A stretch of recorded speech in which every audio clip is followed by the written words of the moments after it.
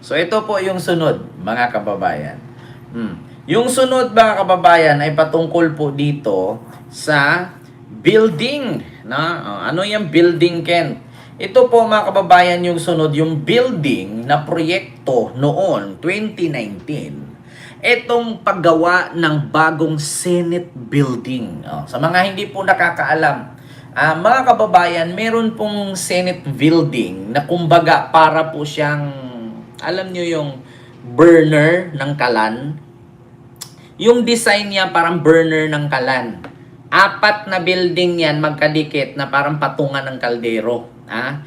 Ito po ay isang Senate building na nagkakahalaga ng mahigit, correct me if I'm wrong, basta 8 bilyon plus ang presyo. Mga kababayan, na kung saan, ay hanggang ngayon, 2019 pa, ang proyekto na yan, panahon pa ni Digong, 2025 na po ngayon. Bakit po anong nangyari at hindi po ito natuloy? Ano to? Nagtapon lang kayo ng pera? Napakaraming Pilipinong naggugutom, maraming Pilipinong walang bahay, maraming Pilipinong nangangailangan ng tulong, lalong-lalo na yung mga senior citizen na may mga sakit at nangangailangan ng maintenance. Bakit ninyo sinayang itong 8 billion plus na building na ito? 8 billion ba o 36 billion? 2026 na po. 2019 pa ang proyektong ito. Bakit? Ito po, mga kababayan. Isang post ni Clarita Carlos. Kilala nyo man po siguro, mga kababayan, si Clarita Carlos. Di ba? Sino pong nakakakilala kay Clarita Carlos, mga kababayan? Na kung saan ay, ito po ang pinost ni Clarita Carlos, mga kababayan. Saan na ba yun? Nawala. Saan na ba yun si Clarita Carlos? Ito po. Mga kababayan, kilala nyo po si Clarita Carlos. Actually, may picture po ako niyan. Kasama ko po siya. No? Punta tayo sa YouTube ko para malaman ninyo. Actually, pinost ko po yan, mga kababayan. Medyo matagal-tagal na panahon na. Siguro noong last year pa ata, 2025, no?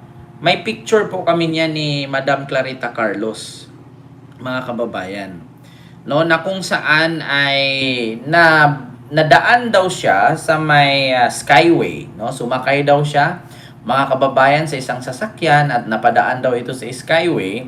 Ay napansin daw niya, mga kababayan, ito po ayan. Nadaan ako kanina sa Skyway at namataan ko itong walang kakwenta-kwentang mga tumpok na gusali na siyang magiging Senate building. Ito po ang sabi.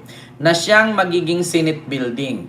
Nagsaliksik ako ng konti at napag-alaman na 8.9 billion dati ang presyo nito at ngayon ay lumalakad sa 33 billion at hindi pa rin tapos. Mga kababayan, yan po ang building na sinabi, no? Kung saan, mga kababayan, sino po yung mga taga Pasay, taga Makati, no? Makikita nyo po yan, mga kababayan. Itong naturang building na to ay hanggang ngayon hindi pa po tapos. Yan po ngayon, mga kababayan, na dating 8.9 billion at ngayon 33 billion na ang presyo. Ayan po si Clarita Carlos, mga kababayan. Siya po si Madam Clarita Carlos. No, magkasama po kami yan at that time sa may Okada yata to. Correct me if I'm wrong, sa Okada or sa may Quezon City, Aberdeen Court. No, Aberdeen Court yata to. So ayan po, mga kababayan, ang kanyang post na kung bakit, no, ang laki niyan, mga kababayan. Para siyang, ang design niya, para siyang, alam nyo yung burner ng kalan. Yung patungan ng kaldero, 4 na paikot na building po yan. Parang 4 na baso na magkadikit. Basta para siyang burner nga. Yung patungan ng sinaing, no, kung gusto mong magsaing. Ayan, akala ko ba, Sir Ken, tapos na yung bagong building ng Senado? Wala po, mga kababayan. No? Hindi po tapos yan. Yan po ngayon, mga kababayan, ay pinanawagan po yan, no, ng sambayanang Pilipino at ng iba pong mga personalidad na kung bakit itong building na to ay hindi pa natapos-tapos na kamahal-mahal naman presyo. Ito po, basahin po natin mula po sa ABS-CBN article news. Bakit bilyon-bilyon na ang ginasto sa bagong Senate building? O, pakinggan lang natin ha, hindi ko i-play dito kasi alam ko na ang ABS. So ito po Pinasilip sa media ang ginagawang bagong gusali ng Senado sa Taguig City. May sa forma Taguig ng pala. bagong gusali ng Senado na tinatayo sa halos 2 ektaryang lote sa kahabaan ng Pasong Tamo Extension sa parte ng Bonifacio Global City sa Taguig na malapit sa Philippine Navy. So parang 360 view siya. So yung Makati, Ortigas, Makati BGC, ayan. And of course, yun yung SLEX going to the airport. 11 palapag at 3 basement level para sa parking ng mga 1,500 na sasakyan. May helipad. Makikita rin na magiging auditorium sa baba. Session hall na may skylight at multi-level galleries. Mga tanggapan na may magagandang view ng Pasay, BGC, Makati at Taguig. Tayo ngayon sa garden deck. Ito isa sa mga common areas dito sa bagong Senate building. Yung nasa likodan ko, yan yung parang kisame na may skylight na nasa ibabaw ng session hall. Ang tinatayuan natin ngayon, actually, ito yung parang pinakakisame ng session hall. So medyo road siya. Tapos ito, pakita ko lang. This is a typical, one of the offices inside one of the 4 towers. Kasi pag tinignan nyo sa labas, itong bagong Senate building, it's actually more made up of 4 towers. Tapos merong common area. Ito yung nasa loob ng isang tower. Nanalo ng award ng disenyo na inspirado ng araw sa Watawat, Banawe Rice Terraces at Habi ng Barong Tagalog. Nakaabang na rin ito para sa isang istasyon ng ginagawang subway. Pero mukhang matatagal pa bago ito magamit dahil sabi ni Senate President Francis Escudero, tigil munang gawaan habang nirepaso nila ang proyekto dahil sa paglobo ng gastos. Wala ako nakitang irregularity, nagulantang lamang ako sa halaga. Makakatumbas nito ay may mga mamahaling building na at luxurious na building na makikita natin sa Makati at sa BGC. Ang dating 8.9 billion umabot na kasi sa 23 billion. Nilinaw ni Senate Committee on Accounts Chair Alan Peter Cayetano na tuloy ang Phase 1 and 2 ng proyekto kahit nire-review ito. Ang Phase 3, worth 10 billion lang muna ang natigil dahil sa review. So yun po yun mga kababayan, yung naturang proyekto. Kaya sa totoo lang, panahon pa ni Digong yan. Ano na naman? Kung yan ay nagawa, sasabihin na naman nila, parte ng build. So ngayon hindi nagawa, anong sasabihin nila? Si Marcos na naman yan. 2026 na, administrasyon ni Marcos, bakit hindi pa yan tapos? Si Marcos na naman ang sisihin nila dyan. Ganyan ang sakit ng mga DDS. Kung natapos yan sa termino ni Digong, sabihin nila, parte ng build. So ngayon hindi natapos, ang sisihin nila, kay Marcos na yan. Bakit? 2026 na biruin nyo, 8.9 billion to 23 billion. Putang ina, kalaki-laki. So, ngayon, nagawa na yan, tayuan na yan ng haligi at ng mga pader. So, anong sunod niyan? Kwento na lang ba? Kapag taong bayan magkakamali, kulong, arestado. Pero ito mga putang inang nagpatayo niyan, ano kwento na lang? Hinto nyo na lang yan? Paano yung mga nagastos niyan? Kasi actually, mga kababayan, hindi naman yan gagawin ng kontraktor kung hindi niya natanggap. Hindi gagawin ng kontraktor kung walang nagastos dyan. So, ibig sabihin, may pera nang nabitawan dyan. Ang tanong, kailan yan tatapusin? Ang tanong, kailan yan ipagpapatuloy? Kasi may pera yan pondo yan Kung ipatahimik natin yan, matapos na lang termino ni PBBM, hindi pa rin yan matuloy. Di sana yung ginastos nyo din, pinagawa nyo na lang yung pabahay ng mga squatter sa Maynila. Diba? Pinagawa nyo na lang ng pabahay yan sa mga squatter sa Davao, di sana, diba? Yung mga squatter, at least naging sosyal. Kapag nasunog, hindi po agad-agad masunog kasi medyo matibay-tibay yung mga materyales. Wala Kung ipinundo nyo yan, dinagdag nyo sa mga senior citizen, di ba? Kung ipinundo nyo yan, dinagdag nyo sa ospital, ipinagawa nyo ng hospital yan, di putang ina, ilang hospital na sana ang makikinabang ng mga tao dyan. Billion yan Imposible naman sa 1 billion walang hospital makatayo. 23 billion, di sana 23 billion ka hospital at 23 ka hospital na sana yon, di ba? Biruin ninyo, 1 billion kaya mo na magpatayo ng hospital. 23 billion yan, di sana 23 ka hospital na yan. Di ba? So ano nangyari? Ito kasi si Chis Escudero pinatigil Hindi yata nakakuha ng kickback Wala yatang kickback si Chis dyan, kaya pinahinto. Kasi sobrang lobo daw, sobrang mahal. Nagrereklamo kayo sa sobrang mahal ng presyo. Pero hindi kayo nagrereklamo, nagugutom yung tao. Di ba? Ilang mga senior citizen nangangailangan ng maintenance, hindi kayo nagrereklamo. Pero doon sa presyo ng pinagawang building, dapat tinuloy nyo na lang yan. Kesa naman anong gagawin nyo dyan? Itatayo niya lang yan, tapos iiwanin nyo. Ilang dekada na naman yan, ilang taon na naman yan. Baka abot pa ng century yan, mabubulok na lang yan dyan. Diba? Mga kababayan, so hanggang doon na lang ba? Hanggang ganyan na lang ba? Diba? Diyos ko, bakit pinahinto? Bakit hindi tinuloy? Naumpisahan na yan, ituloy na lang. Kasi imposible naman mga kababayan, nakatayo na yan. Andyan na yung gusali, may 4 na tower na yan So imposible naman nung tinayo niyan, hiningi ang pera dyan. Malamang sa malamang ginastusan yan. Imposible matatayo yung 4 na tower na yan at makikita mo sa malayo kung hindi umabot ng milyon-milyon yan. 8.9 billion yan Hanggang sa umabot ng 23 billion kasi nga hindi expected nang nag-contract na ganun pala kalaki. Habang tumatagal yan, nagmamahal ang materyales. Diba, mga kababayan? Nanay Minda, hello po. Ganun yan, kasimple. Huwag po kayong magreklamo kung bakit ganyan kamahal ang halaga ng building. Kung pag natapos naman at napakinabangan ng mga susunod na mga politician or mga susunod na senador, ireklamo ninyo kung mismo walang naitayo tapos gumastos ng bilyon. Doon kayo magreklamo. Yan kasi, di ba? May naitayo yan So, ibig sabihin, may naitayo, matutuloy yan. Nagrereklamo kayo kasi ang mahal ng gastos. Hindi nga kayo nagrereklamo na walang naitayo, pero na nilagay ninyo sa DPWH, tapos Diba? Pero yun mga kababayan, ito tanong ko. Nagrereklamo sila, pinahinto nila kasi napakamahal daw ng halaga. Pero ang daming ghost project, milyon-milyon din bilyon din ang halaga ng nawawala, trilyon pa nga Hindi sila nagrereklamo. Yung building ng Senate na bagong tayo, na 4 na tower, kahit umabot pa ng 50 billion ang presyo niyan, as long as nakatayo at natapos, mapapakinabangan ng tao. Di ba?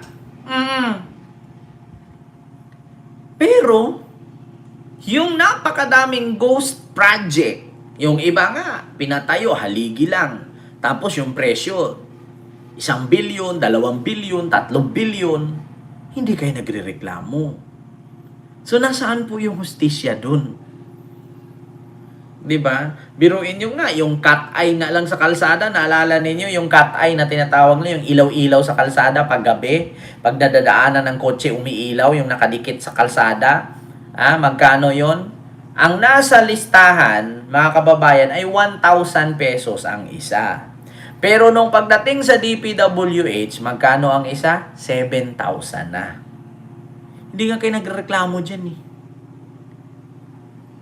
Ma'am Christina, Ma'am Christina Mangusing, may squatter pala ang Davao. Oo, ma'am, kalaki-laki. Kaya nga nasunog yun nung kumanta si Sarah ng kami ay apoy na hindi napatay, hakbang ng maisog, shabay, shabay. Diba pagkatapos niyang kumanta nun, nasunog? Ay, nako. Sino kaya ang contractor, Ken? Actually, Ma'am Silpa Glory, alam ni Nancy B na yan Parang ano ba yun? Ano ba pangalan ng contractor na yun? Ito. Basahin ko lang mga kababayan. Ano ba yun? Richmark ba yun? Yung contractor na to. Ito po, iginiit naman ni dating Senador Pampilo Lacson na hindi ipagkaloob ang karagdagang pondo dahil sa tinanggihan ng Senate Committee on account ang hihiging pagbabago sa budget. Ayan, dagdag dito. Pero para kay Senator Nancy Binay, mahalagang matapos ang construction sa 2025 para maiwasan ang dagdag pang pagbabago sa gastos. So ibig sabihin pala dito mga kababayan, pinunduhan ng 8.9 billion. So, pamahal ng pamahal yung materyales. Bakit kasi hindi na lang bumili ng napakaraming materyales?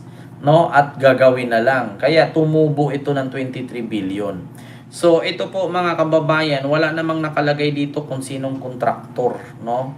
Pero kanina, napanood ko sa isang post, sa isang website, mga kababayan, na ang kontraktor daw nito, ito ha, basahin ko lang mga kababayan.